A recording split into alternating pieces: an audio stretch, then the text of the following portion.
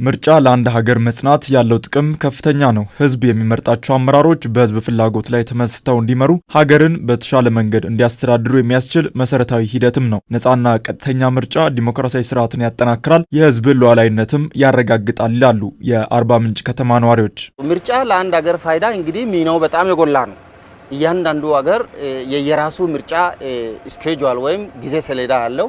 እንደ ኢትዮጵያ ተጨባጭ ደግሞ 5 ዓመቱ አልቆ አሁን ምርጫው ጊዜ ላይ ነንና እንደ አገር የተመረጠ መንግስት ሲመራ የአገሪቱ ትልቅ የተሳካና እንደ አፈጻጸም ትላልቅ ጎሎች የተሳኩ ነው ብለን እንወስዳለን። ምርጫ ለአንድ ሀገር ትልቅ ፋይዳ አለው።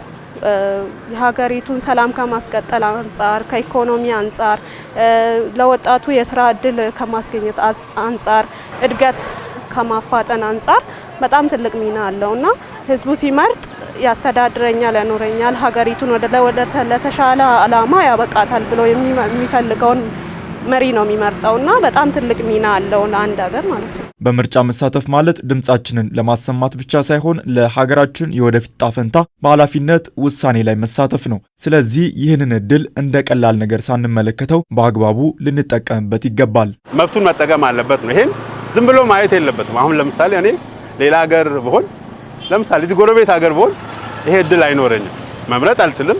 የሚመርጡትን የማየት የመታዘበው እድል ሊኖረኝ ይችላል። እዚህ ግን መብቴ ነው፣ መምረጥ እችላለሁ። ለመምረጥ ደግሞ ካርድም መውሰድ፣ አንዳንድ ነገሮችን ማድረግ፣ ይሄን ፎር ግራንትድ ዝም ብለን በቸልተኝነት ማንም ማየት የለበትም።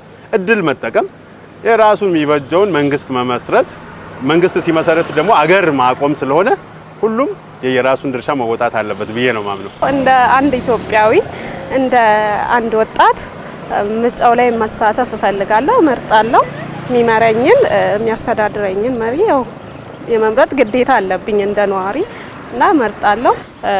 ሁሉም ወጣትም ያለው መምረጥ የሚችል ከእድሜ ገደባቸው መምረጥ እስኪፈቀድላቸው ድረስ የተፈቀደላቸው ሁሉ መምረጥ አለባቸው። የመራጭነት ካርድ ማውጣት ማለት በዲሞክራሲ ሂደት ውስጥ በንቃት ለመሳተፍ የሚደረግ ዝግጅት ነው። ስለዚህ ዜጎች ካርድ በማውጣት ለ7ኛው ጠቅላላ ምርጫ ሊዘጋጁ ይገባል የአርባ ምንጭ ከተማ ነዋሪዎች መልእክት ነው። ኢትዮጵያ ተጨባጭ ሁኔታ 7ኛው ሀገራዊ ምርጫ የሚደረግበት ዓመት እንግዲህ ወደ መጨረሻው ግንቦት የተጠባበቅን እንገኛለን። ከ3 ወር በኋላ መንግስት ለማጽናት ሁላችንም ምርጫ ካርድ ወስደን ያልወሰዱትም ምርጫ ካርድ ወስደው እንደ ዜጋ የዜግነት ግዴታን እንዲወጡ እንዲመርጡ ያው የጋበዝኩ በራሴ ምርጫ ካርድ ወስጄ ለመምረጥ የተዘጋጀው ይገኛለሁ። እንግዲህ አሁን የምርጫ ካርድ መውሰድ ጀምረናል። ህብረተሰቡ እንግዲህ ይታወቃል፣ የሚበጀው እንዴት እንደሆነ ያውቃል፣ የሚበጀውን ያውቃል፣ ልማቱ የት ጋር እንዳለ ያውቃል እና ከልማቱ ጎን ያለውን መምረጥ የሚገባውን በልቡ አለ ያውቀዋል እና ያንን የዜግነት ግዴታውን እድሉንም ጭምር መጠቀም አለበት። ምርጫ ካርዱን በመውሰድ ምርጫውን መምረጥ አለበት ብዬ ነው ማምነው። አንዱ አገርን እንደ አገር የሚያቆመው መንግስት ምስረታ ስለሆነ ይሄ ዋና ነገር ነው። ስለዚህ ሁሉም የማህበረሰብ ክፍል መብቱን መጠቀም አለበት፣ የመራጭነት ካርዱን መውሰድ አለበት።